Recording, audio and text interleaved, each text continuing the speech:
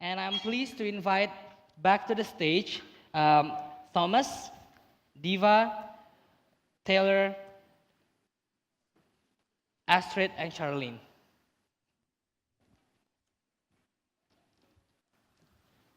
Welcome back to the stage, guys. Please feel free to sit down.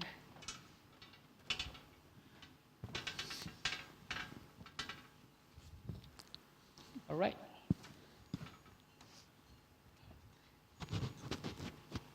So before we start the question from the audience, I actually have a very interesting question from Twitter. Someone from Twitter asking, I think, a very important question nowadays, especially like towards young people in a lot of places in our region. The question is like this: how to engage fast food restaurant to support like people like you guys that working on the food industry so they can concern more on the local food? Charlene, want to take a lead on that? Yeah, sure. Actually, we have a very good example in the Philippines. Jollibee, it's a very popular food chain in the Philippines, actually has a farmer entrepreneurship program. So there's this good story of them working with smallholder farmers to source their onions and bring them into their food chain. So of course, it wasn't Jollibee alone. There was a microfinance institution, there was a development institution, and now they're trying to bring it all over the Philippines. And we are well poised because we worked with the farmers for years and have been developing their production method to work with them and to be connected. So we hopefully, we will be supplying Chowking or their allied companies. So I think organizations like us who spend the time investing and working with smallholder farmers can be a bridge to supplying fast food. I think they do want to source from us. Diva? Okay, well, the problem with the farmers is usually they do not have the connection or the network. So maybe usually we use chain or a link from other networks, probably like what you're doing. So that's actually how we can actually connect from the farmers to the end consumers. Thomas? So the kinds of innovations that we're working to support, depending on the region in which they're being produced. For example, if we look at plant-based meat alternatives, we're looking at local raw ingredient procurement, depending on where it's being produced. But in terms of engaging fast food chains in particular, we're looking at how we can, when we look at what drives consumer choice in most parts of the world, it's price, taste, and convenience. And that's evident in the models of fast food chains.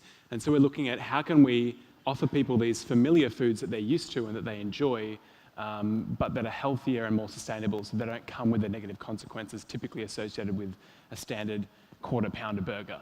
And if we can do that, and we can prove to fast food chains that people are willing and wanting to try these options, that's how we're getting them on board. Thank you, guys. But Fraser, I have a special question for you as well from Twitter. Someone from Twitter asking this question, and I think you can answer this really. This is your forte in a way. The question is like this: how do we best engage the informal sector when we talk about technology and innovation? How do we engage the? So the informal sector when we talk about technology and information on this. The informal sector. Mm-hmm. Say that a different way. When you say informal sector. So like young people, maybe like more non-traditional sector, I guess, like community on the grassroots communities, because there is also a gap between technology and innovations with their daily life in a way. Yeah. Like, do you have tips on that? Yeah. So the FoodSwitch program has a consumer app. So that is for consumers to. They don't have to interact with the data per se. That's. But what the app does is present the data in a very simplified way. Because people don't have time to figure this out.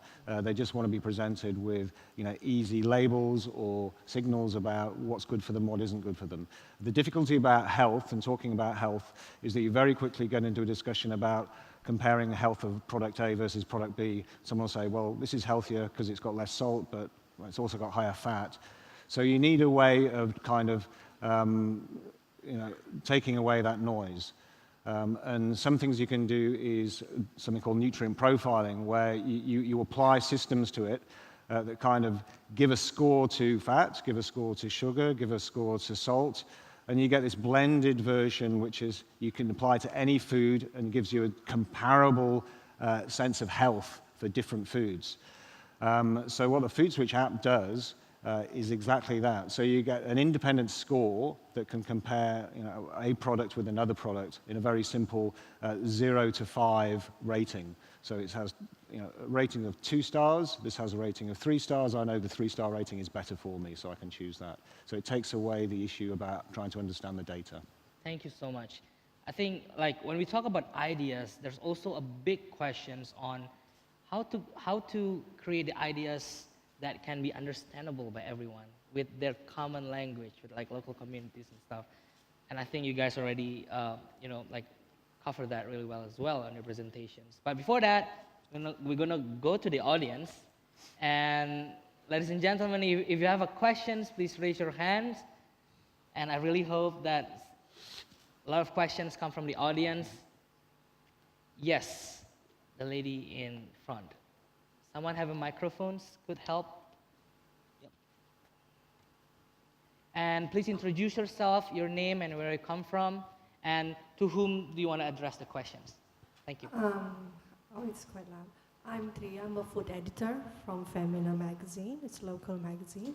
And how do you set the pricing model? Let's say, of course, you're getting straight from the farmers and you're trying, and the most challenges for consumers is for organic products, it's quite high, the price, especially for most Indonesians. Only maybe the people living in the cities can afford it. So how do you set your pricing model so it's fair for the farmers and also it's quite more accessible to more common people? Thank you. And your question is for everyone? Everyone. Okay. Anyone want to try to answer it? Yep. Okay, maybe I'll start. We in Semai, in setting the price, we have this calculation of the cost production. And as you saw on my presentation, we have 2 kind of segments. So one is for the individual consumers, and we intentionally target them, people who are not very price sensitive. So we can, set the price quite high, but it's at the end the price will go back to the farmers. So in Semai, maybe I can share a little bit. We have this kind of bonus system for them. So basically, what you are buying from Semai, it will go back to the farmers. While with the resellers, because we do the business, so we give special price for them. But at least it covers the cost production. And as we produce everything by ourselves, so actually we can produce more economical than vegetables you find in a supermarket. So I think a difficult truth that we've encountered in this work is that your food in the regular supermarket or wet market does not cost in all the externalities. And so when we start working with the farmers and we set a fair price based on the costs of production, is that it's often the farm gate price is pretty much what you would buy at the supermarket. So that doesn't cost in the logistics and all handling costs and packaging costs. And so that's why the organic produce can sometimes be higher in the markets in your cities. It's because you don't see the real price where you usually get it. Now, so the way that we price with the farmers, we like to believe is fair, although we're always in conversation, and it's different per farmer group. So some farmer groups, they already have market standards. There are other co-ops that set the price upon talking to each other, taking the cost of production. With IP groups, it's usually higher than when they sell it in the lowlands. So it depends on which farmer group, but it's always kind of in consultation with them as our primary stakeholder. Look, I'm probably not the best person to comment on the farming end, but in terms of the consumer, as I said, price is often one of the top 3 drivers of consumer choice, and so I think its price point is critical. What we're looking at is how we can get these alternatives we're working to accelerate. Firstly, price competitive with conventional mass-produced animal products, and eventually cheaper. And that is possible once it's scaled, because producing food by growing entire living beings and having to feed them enormous amounts of resources and transport them and slaughter them and dissect them is a resource-intensive and expensive process. And in fact, if it weren't subsidized in many parts of the world, meat would be a lot more expensive. The real cost of meat is much higher than what we might see at the supermarkets. So yeah, the hope is that we can get plant-based and clean meat cheaper than mass-produced factory farm meat. At the moment, the plant-based alternatives on the market are sitting probably on par with higher quality, more premium meats, grass-fed and organic, what have you. Fraser? So I'll answer in a different way. As has been said, the key drivers of preference and choice around food tend to be, does it look good, does it taste good, and the price of it. But increasingly, another one is creeping into consideration for consumers around the world, and that's the nutrition quality and nutrition value of it. And so I think as consumers and shoppers begin to understand not just probably the value of the nutritional element of the food that they're buying, but also the environmental impact, they can start putting a notional value on that to themselves and start weighing up the actual price of the product if it's going to give a benefit either in nutrition or the environmental impact. But it's around consumer education. Thank you. And yes, sir, the one. If you could introduce yourself and to whom you want to address the question. Thank you. Yes, Ken Hickson's my name. I'm the editor of ABC Carbon Express out of Singapore, which covers climate change, clean energy, sustainability in agriculture, food, etc.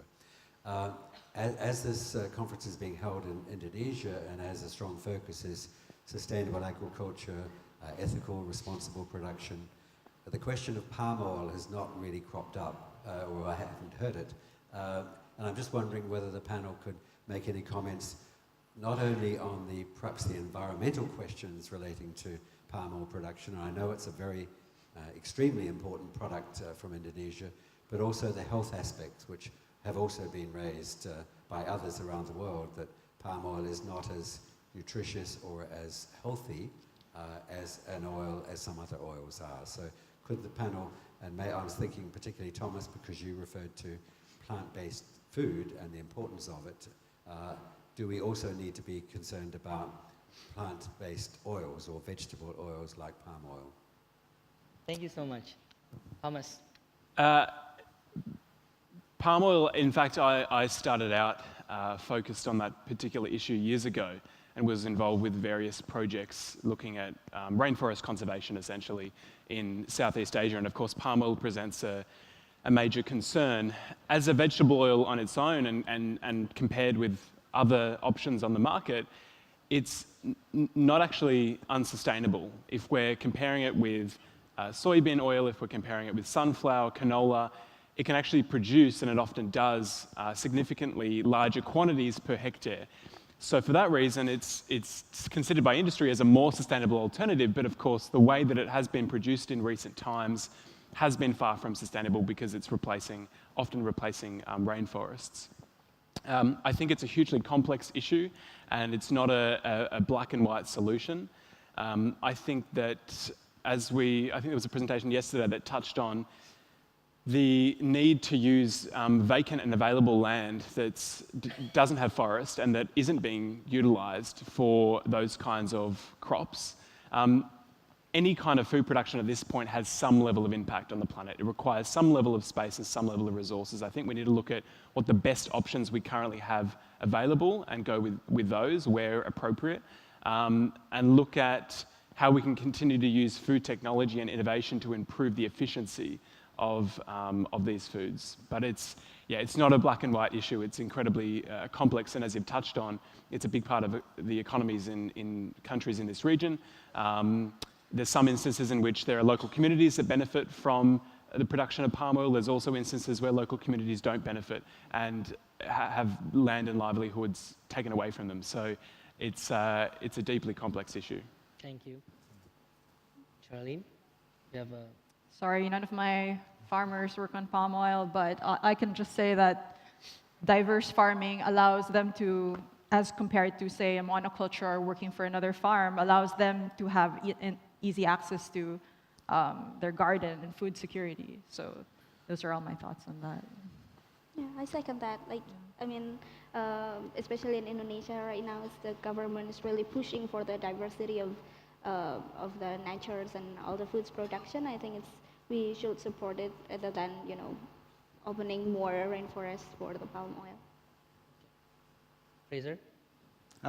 So I'm not aware of the particular nutritional issues with palm oil versus other oils. I do know that it came into popular use within food manufacturing as a substitute to try and mitigate the impact of saturated fats and trans fats and try and get rid of those from the food system. So really, palm oil has been adopted by the food manufacturers as more the processing benefits that it brings than anything else. So, I guess the challenge out there is to find an alternative that can help the processing of foods or that can replace it. But I'm sorry, I don't know the nutritional challenges around palm oil versus others. Can I just add one more thing? The only innovations I've learned about that are addressing and it's a vegetable oil, it's an oil seed issue, right? It's not palm oil in particular, it's the fact that we currently need significant land to meet the demand for some kind of vegetable oil if we're going to continue to use it in food. The only technologies I've seen being developed to address that problem are coming out of some universities, I believe mostly in the UK, trying to look at ways to replace vegetable oil through algae and yeast-based substances that are grown in large areas but don't require the amount of land. So, in case that's of interest to you. And is there any more questions from the audience? Yes, please.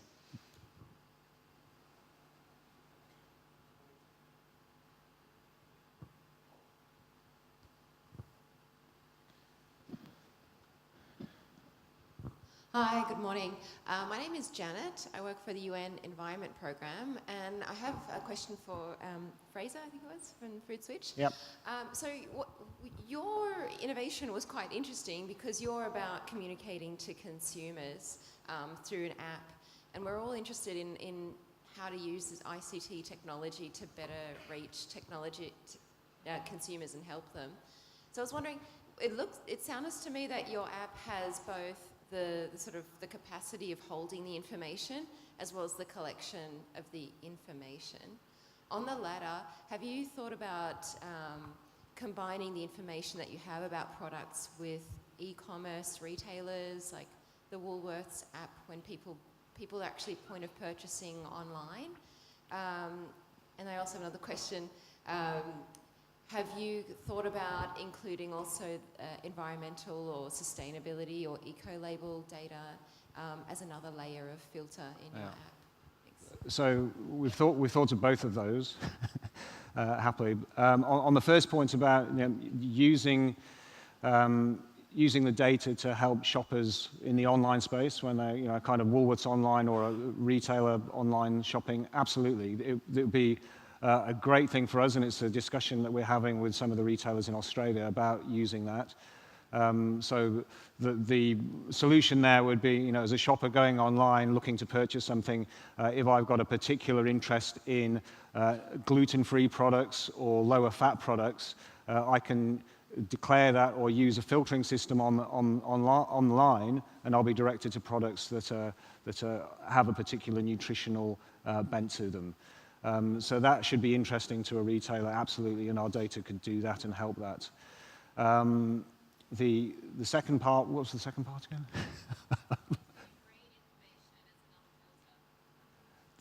Which information?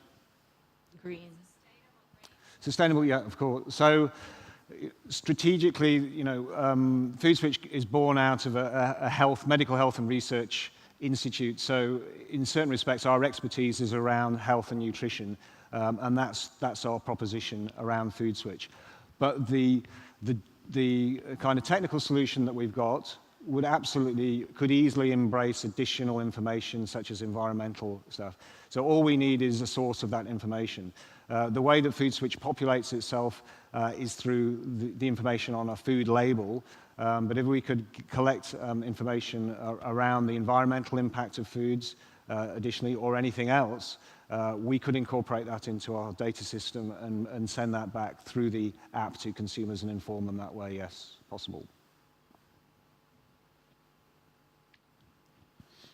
Is there any more questions from the audience, please? Nope, I have a questions.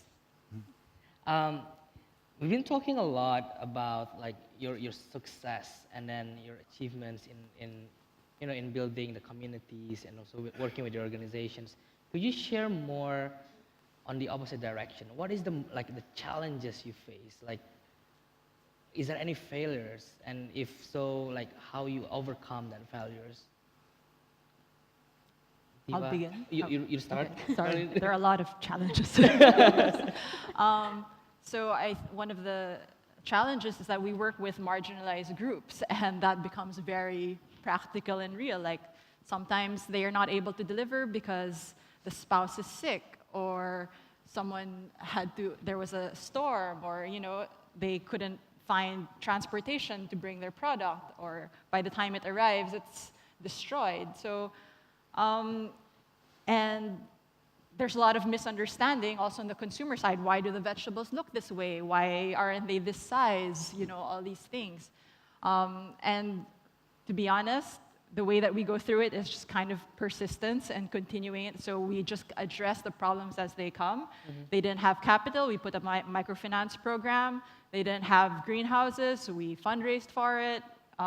And so we just continued working with the problems as they come along. And so it took a lot of faith and persistence until other solutions emerged from the growing ecosystem. So. Yeah, well, for me, I thought first our challenge will be the nature, but turns out it's more about the people, because we try to convert from the conventional way, where the farmers always use chemical and pesticides, and turned into organic, which is more natural, and sometimes it takes longer time. So it was one of the challenges to educate the people, and second is that people see us, our core team, as unexperienced farmers, because we are young farmers compared to the people who we engage, and plus we are all girls. So in our society, sometimes they cannot really accept women as leaders. So sometimes the problem is more of the human resources rather than the nature. But how we solve it is by being persistent. Basically, we keep on looking at our vision and what we dream of, and that's what keep us going. As an organization, I would say capacity is our greatest challenge ongoing. There's so many opportunities for this space in terms of accelerating new meat innovations, and so many ideas and potential avenues. And so for us, it's just a matter of finding the right people who have the expertise and the knowledge in the relevant areas and bringing them on board. And so that's the current process we're going through in trying to build our capacity as an organization. In terms of the movement that we're working within, look, there are a variety of challenges, but none of them that can't be overcome, and I've already touched on a couple of them in terms of price point being one. Consumer acceptance is another. I think how these products are communicated and marketed and the transparency around how they're made and what they are is going to be key, and so we're doing some early consumer research around that. But yeah, I don't think any of the challenges that are faced in the work that we're doing can't be overcome. We're dealing with research and development, with institutions and scientists, to manufacturing and investment and government engagement, all the way to consumption and the marketing and sale of the products. And our ability to overcome those challenges comes back to the current players within the industry and food leaders who are willing to work with us and collaborate with us and adopt and embrace these new products. Yeah, for us, the only barrier to rolling out to a new country and setting up FoodSwitch in a new country is just resources. But that's absolutely our ambition. There is one other challenge that we do face in certain markets, and that's the way the FoodSwitch works is that it collects the available information on a food label. And so it's only as good and as powerful as the information on a food label. So some markets have very comprehensive information displayed on it, stipulated and demanded by government policy. Others, it's very sketchy. And so if the data on the label is minimal, then our ability to then use that data and pass it on to consumers via the app to inform them the nutritional quality of the food, or pass that on back to industry or government, becomes certainly more limited. So I think, for any government, for any country, having really full data and information on a food label is helpful to any consumer shopping it, but certainly helpful to us going forward. Okay. Now I want to go back to the audience again. Is there any questions from the audience?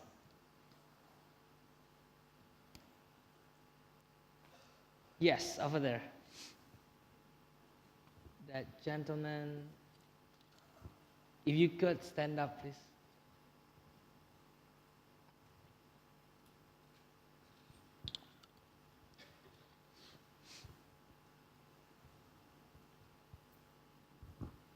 Okay, I'm Rino from Ministry of Health from Secretariat Director General of Public Health. I have one question to Mr. Fraser Taylor.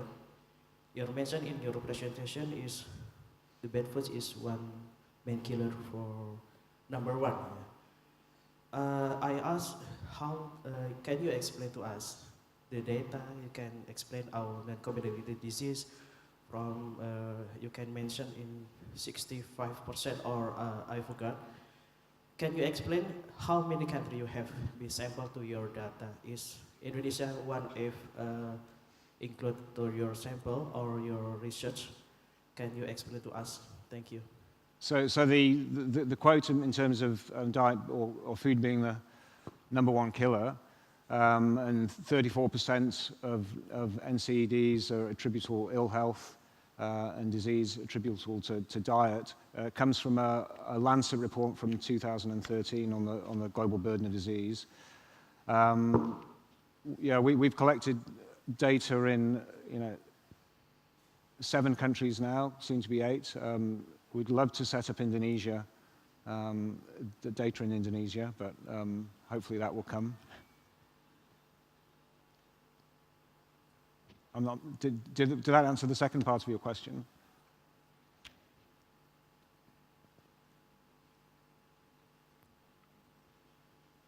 Yeah, Yep. he's nodding. I think it's nodding. Yeah. My next question actually is more towards 3 of you guys, but Fraser, feel free to jump in as well to answer the questions. When we talk about a lot of initiative by young people like you guys, there's a lot of questions on sustainability. You're young too. How you will sustain the initiative for like 5 years, 10 years, 15 years beyond the date of today. And could you share, like, if you have a strategy for that, and then you can also pitch into the room, because we have a lot of stakeholders here. If you want to pitch in for you as well, Fraser.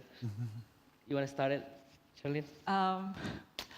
Not approaching this very strategically, but what we have is stamina.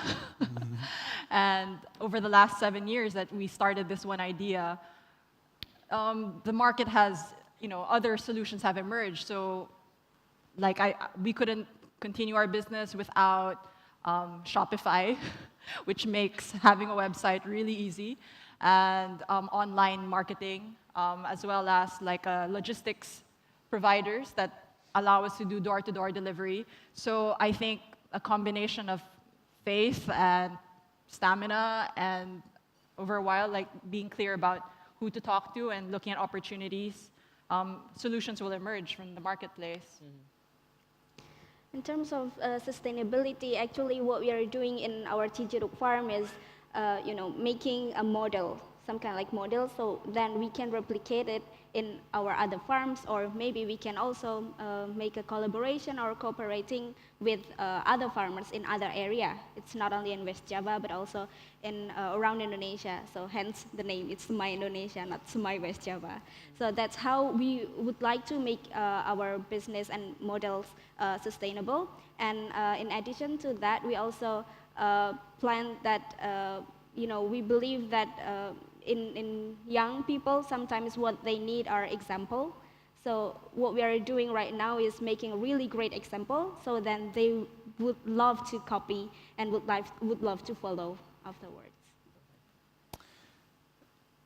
We're probably aiming beyond just sustainability. We're wanting to grow rapidly, but of course you need to employ certain measures to ensure that you do that with a solid foundation underneath you. And we're set up as a non-profit, meaning we can work with a whole variety of players along the whole food system and effectively achieve our mission.